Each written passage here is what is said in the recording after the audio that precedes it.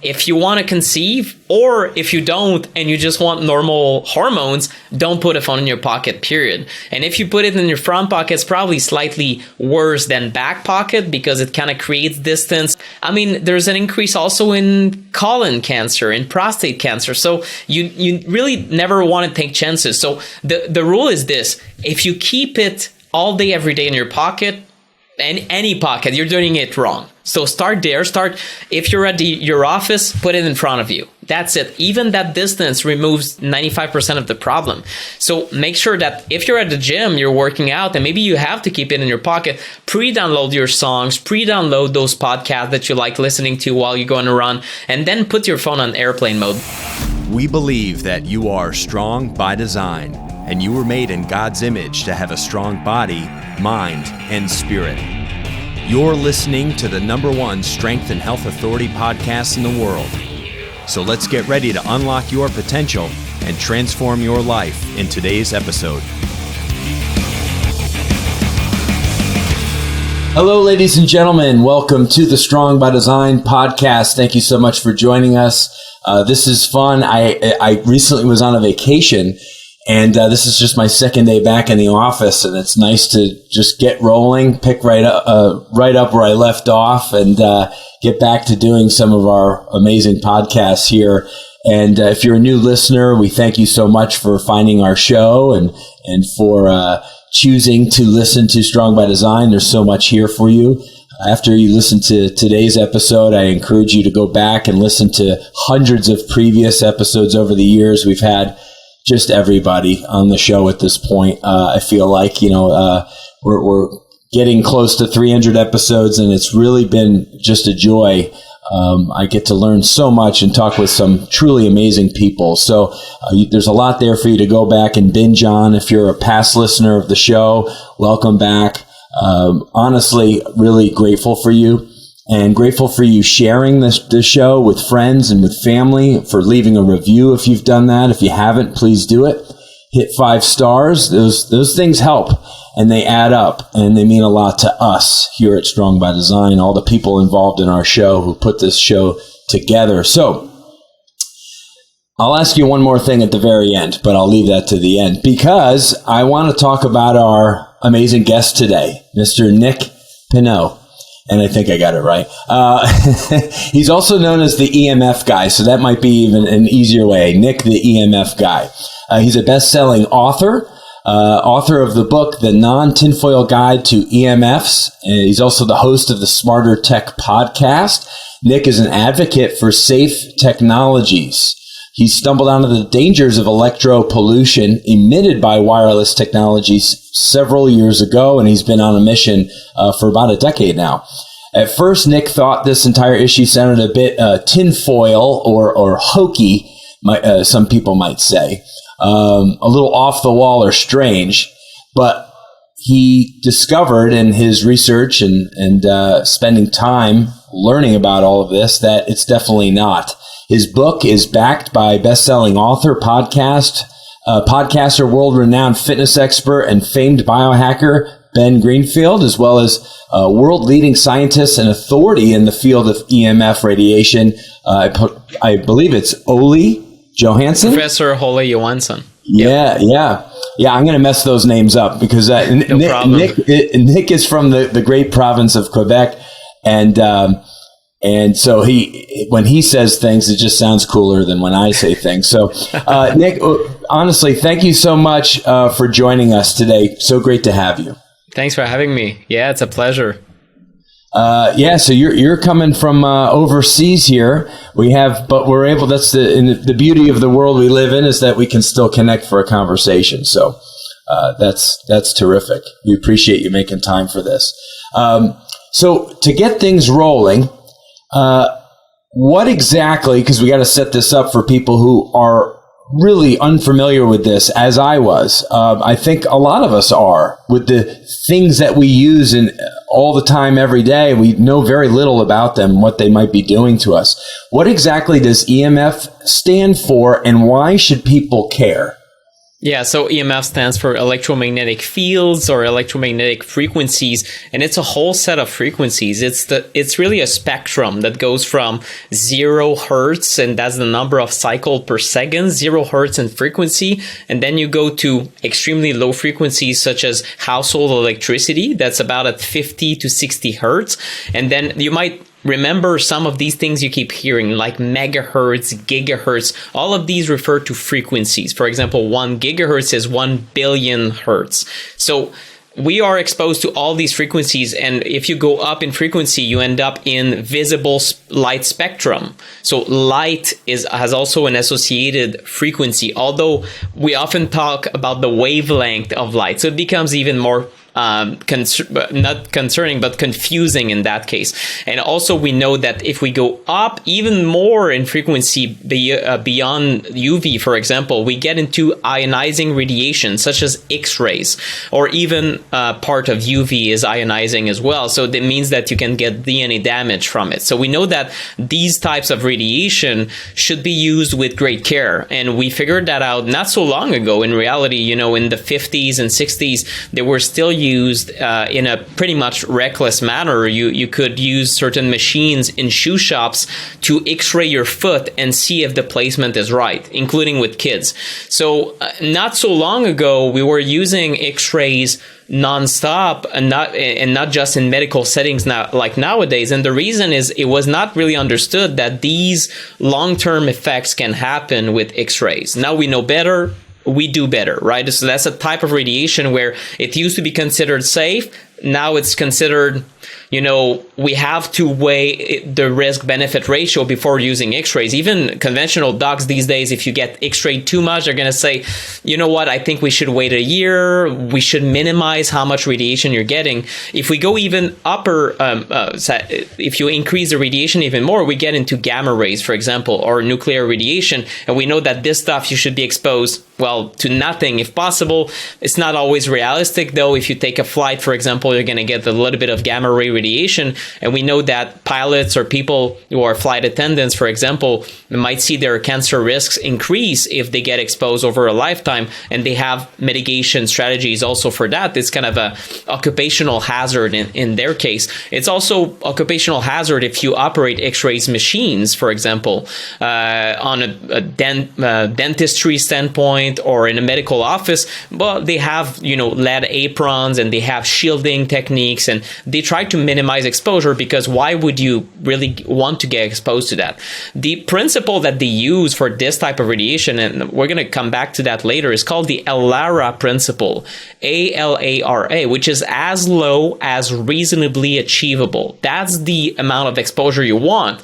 So what does it mean? Well, if you can use certain strategies to minimize exposure, you should do so. And if you have exposures but zero benefits, you should try to eliminate these exposures. A benefit could be, if you get x-rayed, you see that your bone has been shattered in a certain way, and now we can heal it. That's a benefit from an x-ray, right? That's a huge benefit. If you get other types of technology, such as MRI scan and other type of medical imaging, it's very useful. So it's undeniable that we can use certain types of radiation that we know is harmful, but for good, if we use it, sparingly.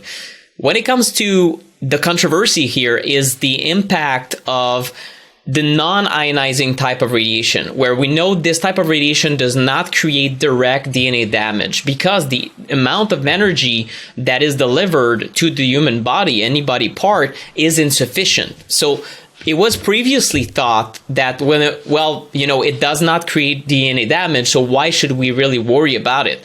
But now, even with these blue blockers, for people listening to just the audio, I have blue blockers. I have yellow Bono-looking glasses that I wear at the computer. It's basically just for me a way to, reduce the eye strain that I get as an author when I do these interviews. But also, it's a good conversation starter, to be honest. But a lot of people are starting to realize that when you wear these blue blocking glasses in the evening, you have better sleep. How could that be? Well, it's because although the light, it is right, the blue light, especially the blue spectrum of light emitted by my screen, will hit my retina, but also my skin, and give an information to my body. This information is, I want to tell you that it's noon right now, especially with how bright our screens are. It's noon. And your body is like, well, I don't know what you're talking about because it's 10 p.m. And yet your body eventually, stays up. So it will suppress the release of your melatonin hormone, among other things. And you get these hormonal changes. And we haven't talked about DNA damage, really. Right? So it does not have anything to do with DNA damage, although it can happen in certain circumstances, which is why it's still debated whether getting just exposed to these devices, whether it's your phone or your laptop or your TV, day after day after day, leads to macular degeneration sooner than we want it to happen. So that's even debated if this is happening, and whether it's DNA damage or oxidative stress. So basically the debate here is, well, does that mean that light is safe or unsafe? Well, it's probably at the amount that we're getting, it is sufficient to lower your health, to have detriments over your sleep. And if there's sleep issues, there's blood sugar regulation issues, there's longevity, hormonal issues. So everything is linked with sleep. So right there, we have a new understanding. We could say that in just the last 10 years, that visible light in itself can heal or can harm. So if you use it the wrong way, for example, very bright lights in the room, very bright screens, and you tell someone, well, try to sleep now. After being exposed to all of this, you turn off the lights and you're still amped up. You have disrupted your circadian rhythm, and now you don't know what's happening. You have insomnia. A lot of people experience these detriments. There's even bigger controversy around lower in the spectrum, the wireless radiation. So now we're talking about, imagine that the light now is not visible because we cannot see wireless, but it's a similar type of radiation, although we go in lower frequency. For example, your cell phone might be 1 to 3 gigahertz. The 5G phones, if they use millimeter waves, might go up to 30 gigahertz. That's 30 billion hertz, but we don't see it. And the argument was, again, well, it's not ionizing. It will not break your DNA. So how could it impact us? Well, now scientists are finding, and there's even, there's arguments that scientists have been finding that for 70 years because it's been debated in military research since the 1950s that, well, we have these non-thermal effects. So in other words, even if it doesn't overheat your tissue, there could be impacts. And one of them is hormonal issues. So, for example, it could suppress your melatonin just like the way light does, as if your body is perceiving wireless as a type of light or as a type of stressor that keeps the body awake. So now imagine that we replace all those bright lights with just your phone is next to your bedstand and it's right there, or maybe you slide it under the pillow like so many people do. What do you think it does to your body? Well, now increasingly we're recognizing, it's not the best idea because it might interfere with your sleep. But in the case of wireless, our exposure is much greater to even screen time, because even if you're not looking at your phone, it might be in your pocket, right? In a lot of cases, it's the case. We're very, very close to these sources of non-ionizing fields, but that are foreign, that are brand new exposures, very close to our body. So now we could go into multiple other health impacts that could happen on different body parts. So that's a science that is still to this day surrounded by controversy, but I could say that just in the last few years, and that's, years after originally writing my books, a lot of mainstream scientists and doctors have come to the same realization that, oh my God, the science is concerning enough to tell people we should aim to lower exposure, to follow that ALARA principle I talked about, and try to minimize it, because that's not something we need more of, for sure. Yeah. Wow, I can appreciate your expertise on this. I don't even know I'm glad you were able to take a breath real quick. You were able to just rattle off so many great points and stats there. Make that distinction one more time for our listeners, because that's really, it is alarming with that whole new 5G thing that has happened in the recent years, the distinction between, or the difference between like 3G, 4G, 5G, like just so that we can kind of absorb those numbers and that increase in exposure a little bit more. Yeah, well, a lot of people ask me or debate online, for example, well, we're exposed by sunshine all the time, and that's a lot of power, right? It is the case. Sunshine is extremely healthy. In fact, now scientists are discovering, well, you need morning sunshine for hormonal regulation. You need, midday sunshine for vitamin D production. So we're pretty much, attached to the sun. If we don't get enough sunshine, that's you get big detriments. So in reality, our biology needs natural EMFs. But the reality is that in certain frequency ranges, we were not exposed to these specific frequencies back in ancestral days, even 100 years ago. So for example, exposure today, the average level of wireless exposure in a city, about 1 to 3 gigahertz. Nowadays, it's a quintillion times higher than 100 years ago. A quintillion times is a billion times. So people that argue, well, we've always been exposed to microwaves, which is this type of radiation. Yeah, we've been exposed to it, but to, a quintillion times lower exposure. So it's not the same. So we cannot really argue that we've been exposed in nature to this technology. When it comes to what are the common day exposure? Well, increasingly is the phones and the cell phone towers, because in my days, I remember seeing my dad in '96. He's a realtor, so he was starting in as a realtor, and he had this Nokia phone with an antenna on the top of his car and the big brick. It was pretty much the size of the old phones. Oh yeah, it's a shoe, but I think it was 3 or 4 pounds. I mean, it was a massive thing. It's just ridiculous.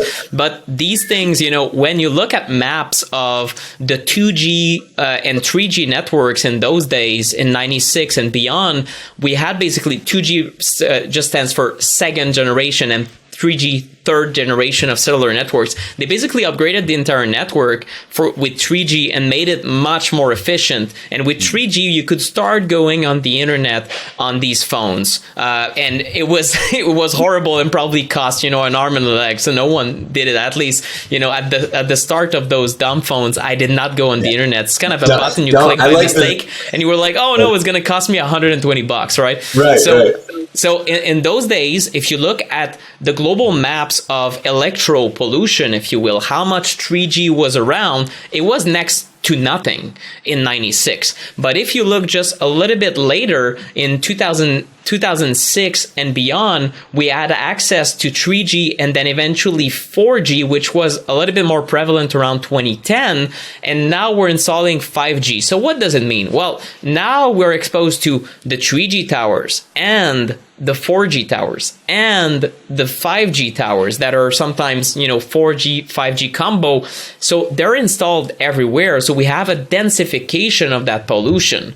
So which is what is extremely concerning to scientists that have been trying to get the public to and regulators to change their opinions, is that back with 2G and 3G, they were concerned enough. They said we should lower exposure. 4G is installed. The levels go up. They say we should look, this is urgent. We need to lower exposure. 4G is installed, and then 5G is installed. So that's why they're always, chasing the next technological advancement. And sometimes the critics of these scientists are like, well, you guys are anti-technology. Well, it's not really about that. It's about the fact that the science was clear enough back 20 years ago, according to many of them, that we should lower exposure. What we're doing is the exact opposite with these upgrades on the system, because each time we go up in 1G, we go up in the amount of cell phone towers that are installed. And that type of radiation, cell phone tower, is especially daunting to a lot of people who listen to these interviews that I do, because they say, well, what can I do about it? Well, not a lot, right? You can move, you can go in nature, go camping in the countryside, and that's fine and that's good. But if you want to live in Montreal, in Budapest, in Miami, in Paris, you're going to get exposed to a lot of cell phone towers. So in that case, it's just that the city environment becomes increasingly stressful to the body, even though, you don't change anything about your habits. But the reality, though, and that's, I guess the reason I keep going with this is that you can, even though there's external pollution, you can also take care of how you personally handle devices. And it's still important because the intensity of that exposure matters. If it's close to your body, it's quite intense. If it's further away, it's less intense. So for sure, there are concerns about the cell phone towers and the neighbor's Wi-Fi, but you should be concerned about your Wi-Fi router that is close to your bedroom, your phone that is in your pocket, your alarm clock that has a Bluetooth thing in it and you don't realize it. So all these sources stack up and it constitutes, an overall stress bucket, if you will. It's one big stressor for your biology. So the message that you could hear online is, oh, all of this is, killing you and there's no hope. And sometimes it does sound like this. So I'm trying to avoid that. In reality, the average household has 25 different wireless devices in it. And that's average. So some people have, my colleagues, some of them are EMF mitigation specialists. They take EMF meters and they take special readings, just like, an air or mold specialist would come to your home. They take readings. One of them told me there's this mention that I analyzed with my meters. It had well over 150 different wireless devices in it, because now it's the smart home, right? Your alarm clock and your alarm bell and your alarm system and your media system has multiple types of Bluetooth thingies, and you have the phone, but now you have the speakers and this and that. Everything is interconnected. Even every light, every thermostat could be connected.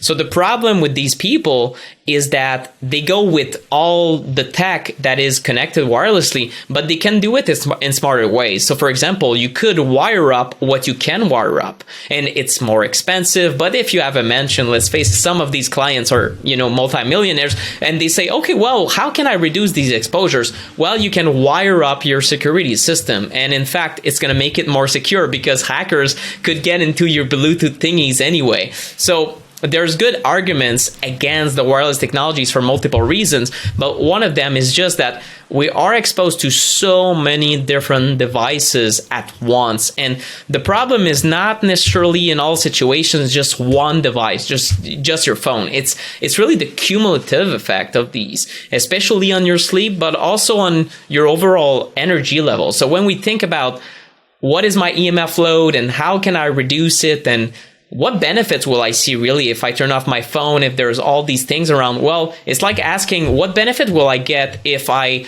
choose, my cereal box will become organic because I know there's too many pesticides in that brand. Well, what benefits are you going to see? I don't know, but is it logical to try to do it? Well, yeah, because we know that more pesticides is not good for you. It's not a nutrient, right? So it is this kind of same approach that I want to bring to the table, and that scientists have been trying to argue for, is let's not be extreme about it, but how can we aim for minimization? And we're in a society today where most people look like listening to this will be in maximization of EMF mode, where they say, okay, well, how can I bring more Bluetooth speakers and the latest phone? And, oh, yes, there's a cell phone tower outside. It means that my phone will be faster, right? So we need to start thinking about, yes, the benefits of technology, being connected and your phone is cool and I can download fast, but also the potential downsides and how it can impact our biology at a cellular level. For sure. This is certainly not something that was top of mind or something that I give much consideration to. I guess every once in a while you kind of take note of all of the Bluetooth and the wireless around you, but without thinking, how is this negatively affecting me? I mean, I have children. I mean, look at kids with the use of their devices with the ear pods or earbuds in, and they're on their tablet or they're on kids are using wireless computers and things at school now for learning on a daily basis for hours at a time. And using these things at a rate that we've never seen before in history. Obviously, this is probably increasing on the daily. Yep.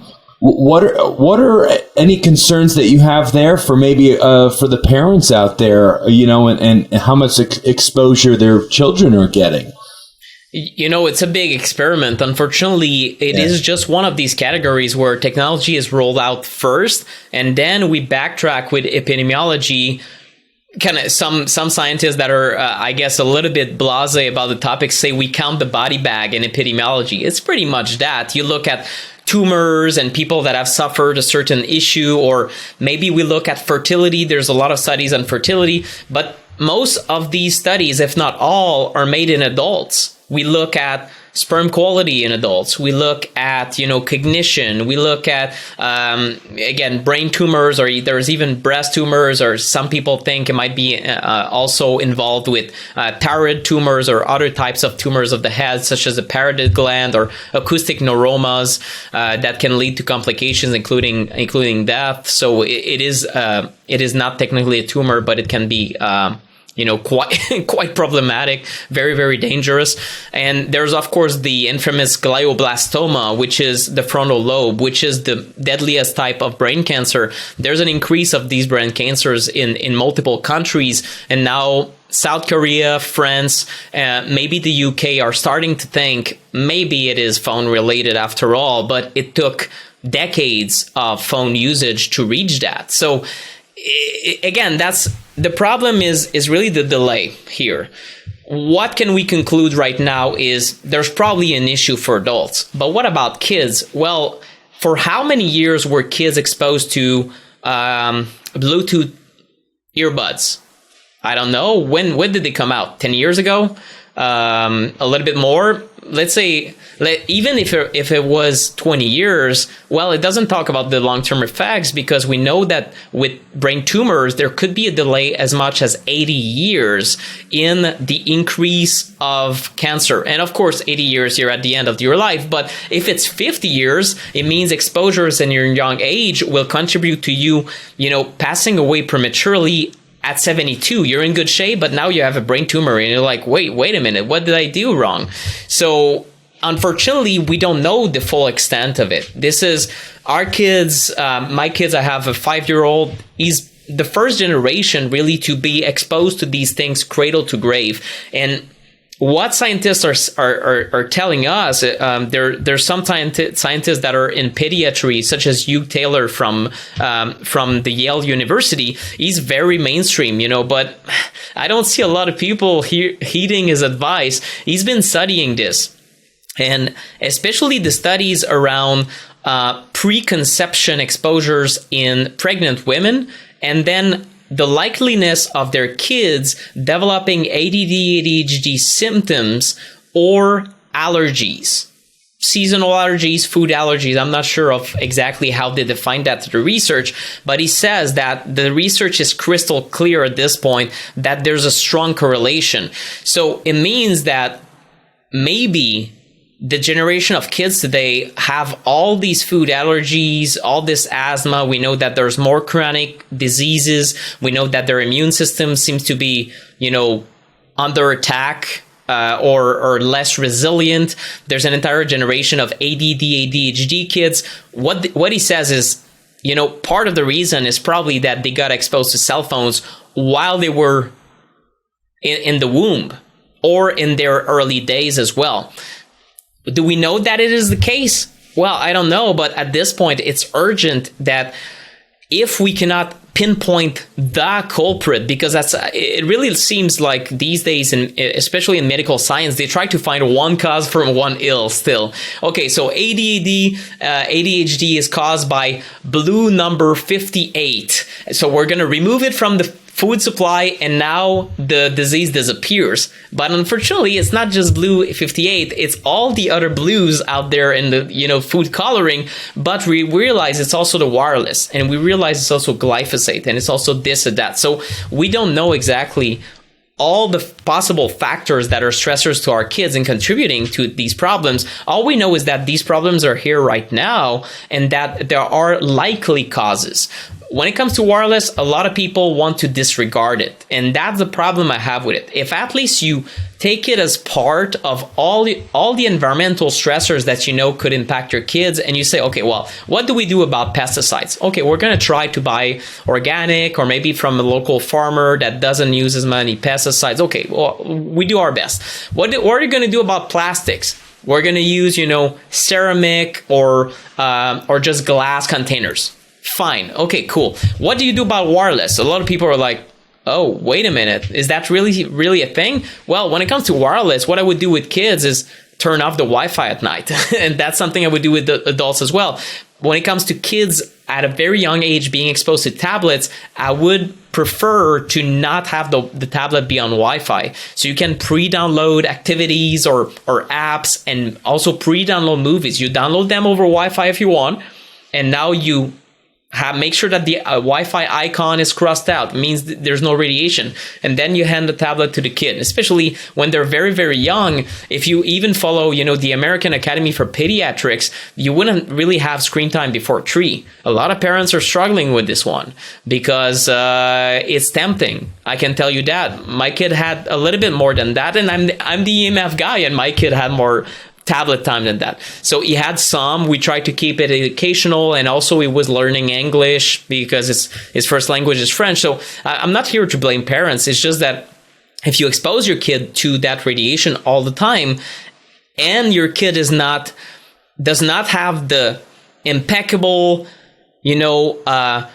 incredible health that you wish for your kids, well, now we gotta take it a little bit more seriously. Both the screen time and also the EMF exposure could be contributing to behavioral changes you might have seen in your kids, or difficulty learning, or difficulty developing their cognition. So technology is not all good. And that's a big problem. Society is kind of embracing it, seeing it as progress. But in reality, even with learning, I think we're going to go back a little bit because, 1,000 tablets in classrooms and kids it doesn't work as well as as much as a magic bullet as how these things were sold in the first place. So that's really the mindset we need to have, is be a little bit more prudent about these exposures. Yeah, I agree 100%. You summarize it really well on your website by the way, your podcast again is the Smarter Tech Podcast. And on there you say, and I quote, "Is smart tech the new stupid? ? Tech addiction, sleep disturbing blue light, electromagnetic radiation, and goldfish level attention span. How can we do better?" And we are sold that all of these things are just wonderful and make life better. And in a lot of ways it does, but there are consequences. There is another side to this. There's a downside to this, and it could be our health. It could be our awful attention span that we adults are passing on to our children. This addiction that we're creating for ourselves. And I had this discussion just with my wife the other night about being better at, when I walk in the door at the end of the day, putting my phone away. Just put it out of view. Put it somewhere where it's not even tempting to be used. I mean, I'm on a computer for a living, for God's sakes, I can break away and be 100% available to my wife and kids when I walk in the door. I shouldn't be tempted to look at the score of the game or anything else. I should be all in on my family. And I think, there's, besides the radiation side, there are other consequences to the technologies in our life, and 100%. I'm sure you're 100% familiar with all of those things. Yeah. It's like, don't you even find yourself, you're driving in the car and your cup might be, your phone might be sitting in the cup holder driving, and you come to a stoplight. What do? I'm already bored, so bored I need to reach down and pick my phone up and look. To what? Yeah. I just looked at it 30 seconds ago at the last stoplight. It's like we have no ability just to rest and to break away and unplug. I feel that's part of it, Well, and it was by design. It is important to say that, a lot of people, I think, have realized by now that the processed foods have been designed in a way that's addictive. I recommend the book Salt, Sugar, Fat by an investigative journalist that is just completely mind-blowing. To me, it changed my life, this book. Salt, Sugar, Fat is just the story of how the food giants have created like the Oreos or, chips and things like that, and how the food scientists I think it's the Mornell Institute for Senses, something like that. There's like a scientific institute that is number one or almost in the world in developing these things. And they were, they found the perfect amount of salt, sugar, fat, and flavoring to make it as addictive as humanly possible. Looking at the reaction of people, whether it's, biomarkers or how their eyes even change or how they salivate. I don't know, but they perfected it. And when it comes to technology, the interfaces and the reward systems, they are hitting on those, those dopamine needs that we have, like feeling like, oh, I post a picture and then, 100 people said yes. They liked me, right? And they kind of honed in into what makes humans excited. But the problem is when you hit those pathways too much, you become depressed, and now you're like a zombie and looking at it, and you don't feel as good. And I didn't want 100 likes, I wanted 500 now.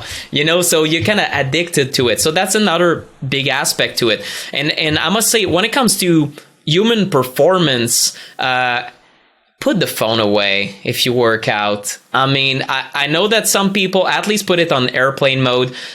I see still people in the gym, and each time I find myself judging them. I shouldn't, they're just addicted to their phone like everyone else. So I guess it's a like normal behavior these days. But I see a lot of people like one rep and then it looks like they're down there like 25 minutes. I'm like, why are you here? You're spending all this time, and there's no way you can bring intensity in your workouts. And also, because I'd be remiss if I don't talk about this impact.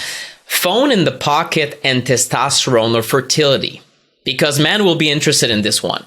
There are increasingly scientists such as Dr. Andrew Huberman, who's very well known on the internet for his podcasts.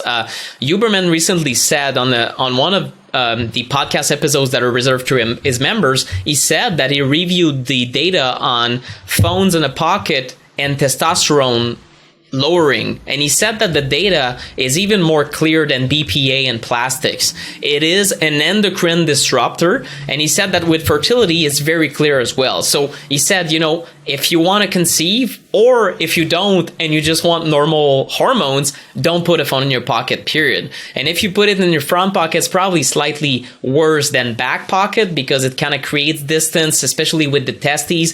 But I mean, there's an increase also in colon cancer, in prostate cancer. So you really never want to take chances. So the rule is this: if you keep it all day, every day in your pocket, and any pocket, you're doing it wrong. So start there. If you're at your office, put it in front of you. That's it. Even that distance removes 95% of the problem. So make sure that if you're at the gym, you're working out, and maybe you have to keep it in your pocket, pre-download your songs, pre-download those podcasts that you like listening to while you're going to run, and then put your phone on airplane mode, because I just cannot, especially people that are looking for an extra edge, professional athletes, at that level, they're looking for an extra edge. Well, try to minimize phone exposure and try to turn off that phone before you go to bed and see how you recuperate, because a lot of athletes now have realized that this has an impact. My book got read by Paul Chek, Charles Poliquin, before he died, a few months before he died. And unfortunately, I was devastated, especially because he was such a great man. But I was in communication with him, and he told me how he told every athlete not to keep the phone in the pocket. He was on top of these things, because Poliquin is known for all these gold medalists and professional athletes under his wing. he was looking at every single little thing that can make a difference. He was on top of cell phones before I was. It was probably decades before me. And I'm just 35. He was a veteran in this space. So all these professional athletes, Ben Pakulski, one of the most known bodybuilders, at least several years ago he was, Jason Ferrugia also, I went on his podcast. Jason said, yes, of course, I tell everyone, I don't think that stuff is good for you. And of course, he was super annoyed at people who were kind of texting at the gym and these kind of things. Ferrugia is like super focused, right, during workouts. I don't doubt a second in really how his style is. So all these coaches that coach these high level athletes are recognizing that that the phone is just poison for your mind if you're trying to work out and stay focused. It's probably not good for your sleep either. And now we know it's not good for fertility or even hormonal production. So for the athlete, it's a tool that you can use, but it can very quickly also be detrimental to what you're trying to achieve. So I think it's very important, especially for athletes, that even if you're not getting the effect immediately or you cannot quantify it, just be prudent about it and try to minimize that exposure, especially during sleep. Because if you're training, 2 a days and you have this packed schedule, your body is just shattered at the end of the day. You want to make sure you have as much quality sleep as possible, even if you're not getting the full 8 or whatever hours your coach is telling you to have. Make sure that the phone is turned off and that the Wi-Fi is turned off, and that you try to get these devices that are wireless outside the bedroom. So that's kind of the human performance aspect of this, but I think it's super important because it's something where when I talk to the best coaches on the planet, they each say, oh yeah, we know that. And well, that's bizarre to me because the average person does not. So I don't know if it's part of their secrets, their secret sauce or something like that, but they're well aware of this. And I don't know if athletes actually do it, but they should really, because there's benefits of minimizing the cell phone exposure. What's your take on the craze with the smartwatches? Obviously, for several years now, I have been using one and using it as my alarm clock, right? Yeah. So my smartwatch wakes me up with a nice vibration, and I don't need to have my phone near me in bed. Make a distinction there. Which one's better? The phone within reach on the nightstand, or the smartwatch on your wrist? Yeah, well, there's more than 2 choices here, because your phone can be on airplane mode and also have the alarm clock. And now it really depends on how you want to use your phone. If it's the only number you can be reached at, and you have, teenage kids, they start going out at night a little bit later, and you're like, okay, I'm going to head to bed. And if they call me, right, oh, I need a lift or there's an emergency, I won't put my phone off, right? That would be irresponsible. So in that case, the phone needs to be as far away from your pillow as possible. So maybe the other side of the room, on the floor, whatever, charging. So that way it's not bothering you. The EMS will be much lower than if it's right next to your head. And then you can be called, right? You can be reached if there's anything. And that's fine. Even some people just in general want to be reachable, and I respect that.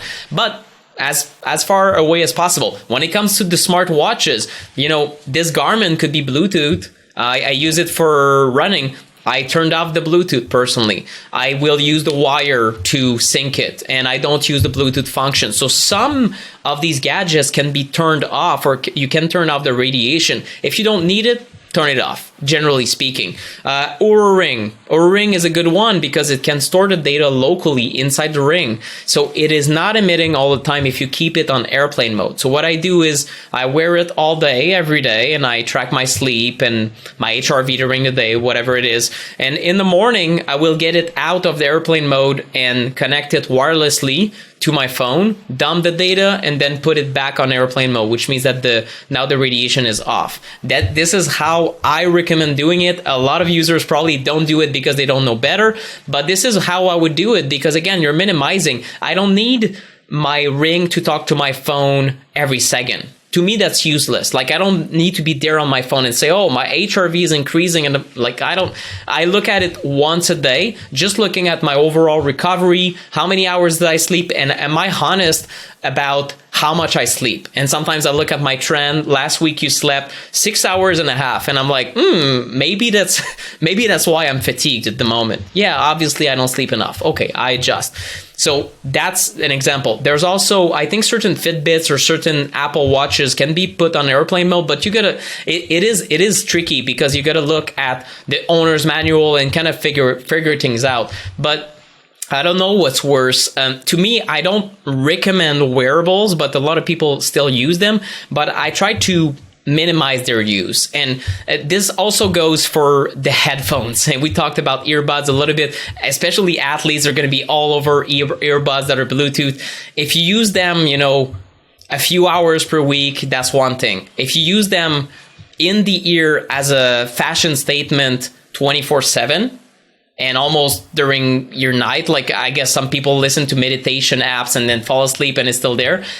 I don't consider that a good use because you're not minimizing, you're kind of maximizing. So I would, use it if during workouts you want to be focused, you want to have the Bluetooth, and this is not an option because they keep, you keep slapping them, or it's going to even end injure you because you're doing snatches or something.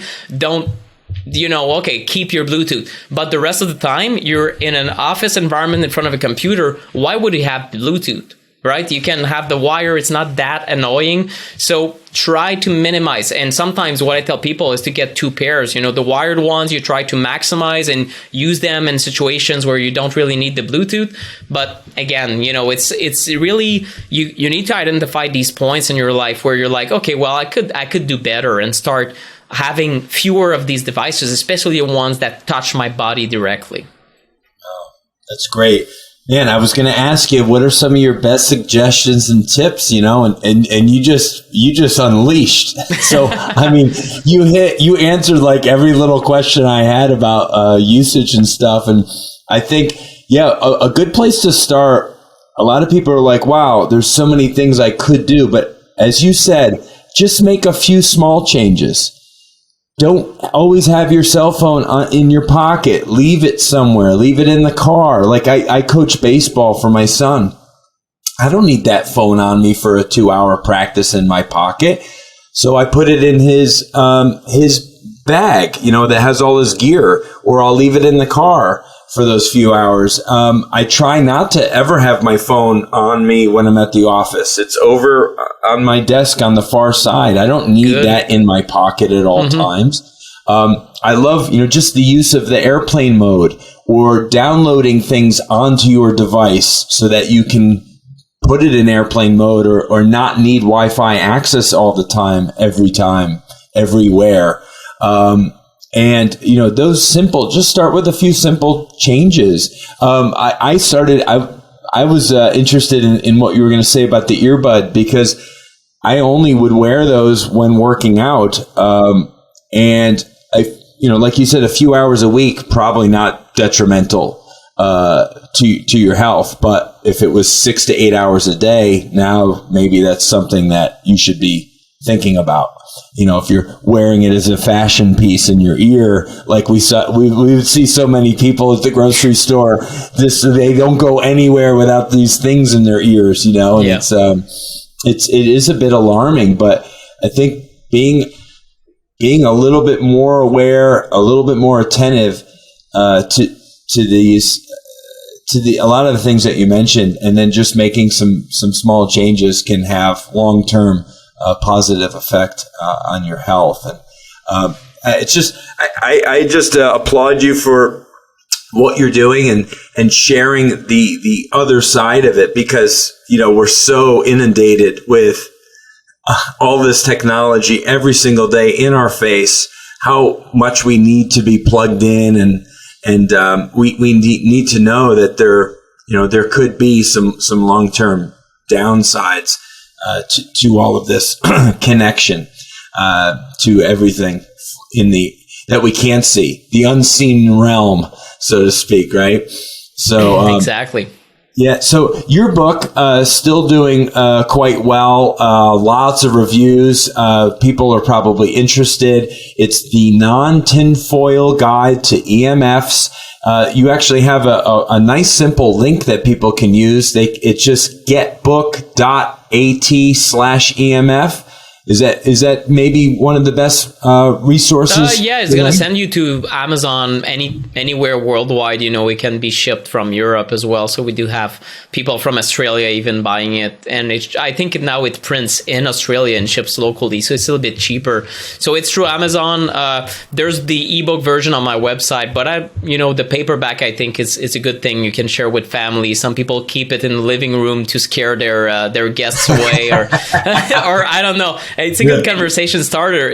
Some people love learning about that stuff. Some people, have a love-hate relationship, and some people just hate it. Oh no, I don't want to look at it. So, that's right. It's a topic that is still and will still be quite controversial in the future. My book is still a good resource, although, I'm working on my second book. It's going to come out I think in 2 years, but it's going to be quite more extensive with everything I've learned in the last years. There's so much stuff to talk about, ways to mitigate also. And also the science has become increasingly credible and hard to deny. A lot of people that are skeptical, I've heard all sorts of things. A lot of it is, oh well, no, that stuff cannot, it cannot do this. It cannot. And I say, okay, well, why do you say that? Oh well, that's because the FCC says so. Well, okay, I understand your position, so you're following what is said on the website, but my argument is they're getting it wrong, and that's the argument of scientists, right? I'm just the messenger of what is happening, and these scientists are independent, but the FCC is considered a completely captured agency, captured by the industry they're supposed to regulate. So now, and usually at this point, they're gone from the discussion. Right, so a lot of people are just misinformed. That's what I want to say. It's not like they're doing to do harm or anything like that. It's just that they have been convinced one way, which is the way that is convenient. All wireless and all these gadgets are safe, and it's fun, and we shouldn't worry about it. The reality is in the middle, They're probably not safe. We don't know what the safe dose is. We don't even have this information yet. And maybe it will come where we'll say, okay, well, we got to lower these exposures, and maybe we recommend the population to keep phone calls to 15 minutes per day. I don't know if we're going to come to kind of these public health recommendations, but at the moment, all we know is minimizing is intelligent. And I think that's a fair message. And it's a position that is hard to attack also. Just, think what you want about the risks, but at least if there could be risks, I'm happy because now you have informed consent. Oh yeah, I'm you know what, Nick, I'm gonna burn my family jewels a little bit. I don't care about it. Okay, well, good for you. But I mean, most people, if they say, I could lower testosterone, that's a head scratcher. I don't like it. Most men will be like, okay, yeah, I hate you for it, but I think I'm going to keep it in front of me. A little bit more prudent. And then it's not like, are you going to see a difference in your testosterone next week? There's no guarantee of that. It's just, you're trying to lower the risks that we think or that we know could be lowering your testosterone. So now if you're having good results, it's probably not because you do one thing right. It's probably because you do multiple things right. If you include wireless or EMF mitigation or reduction in your overall strategy, I think it's intelligent. It doesn't cost a lot of money to turn off Wi-Fi at night. It takes 3 seconds. Putting your phone away doesn't cost money, So it's easy. So at one point, I think in the discussion, it becomes almost stupid not to do it or not to try it because it's almost an argument over nothing. Most of the mitigation strategies are easy. They're free. They don't require a lot. The advanced stuff, blue blockers, okay, yeah, you're starting to invest. There are special cases you can use. There's many things we didn't talk about. And some of it is in the book and some of it is on my podcast where, okay, you want to go further? Yeah, there's more. And some people are quite sensitive to that stuff, to that technology, and they feel like their health is suffering. People with chronic diseases. But there's a wide difference in health in professional athletes and like the healthiest people on the planet or the high performing, and then people with chronic disease. And I would have, different recommendations. If you have chronic disease, probably you're trying to avoid everything that is a stressor to your body, and in which case it's even more important to heed this advice. That's right. Oh, wonderfully said. I can appreciate again just how well versed you are in this. I love that people who have listened and want to know more, want to learn more, they can easily go get your book, The Non-Tinfoil Guide to EMFs. You can go to getbook.at//EMF, or check out Nick's podcast, the Smarter Tech Podcast. Go listen to him, listen to more conversations about this if you want to know more before investing in his book. But thank you again, Nick, for making time for a conversation today on Strong by Design. So glad to have you. I've known of you for many, many years. Obviously, you've been in the online space for so long. So, Critical Bench and you have had an affiliation. And so it's just great to have you on our show finally. And just appreciate what you're doing in the world. Keep doing it. And look forward to your second edition book, or maybe by a new name, because things have changed since the book came out.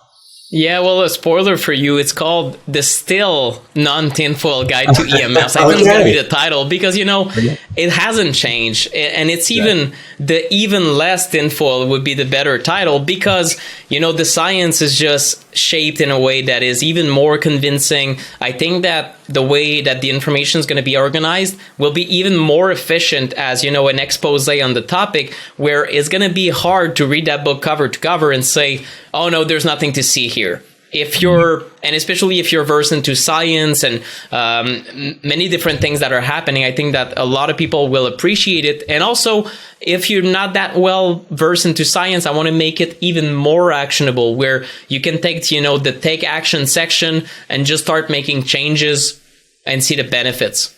Oh, that's wonderful. Well, looking forward to that for sure. Thank you, listeners, for tuning into Strong by Design. Again, if you're new, hope you enjoyed that. Now you can go back and listen to all of our past things, and we do release a new episode every single week on Wednesdays. Sometimes we even release a second episode in a week on Saturdays on occasion. So we're just so fortunate to have all of you. If you haven't yet left a rating or a review, please do so. That really does help us out. And think of somebody that you could share this episode with. Sharing our episodes and our show with friends and family members, coworkers, really does help it grow and reach more people. Thanks again so much. We'll be back next week, as always, on Wednesday on Strong by Design. God bless. Thank you so much for listening to the Strong by Design podcast. If you found value in today's episode, please subscribe so that more people can find out about our show. Plus, you don't want to miss any future episodes with the amazing guests and topics we have lined up for you.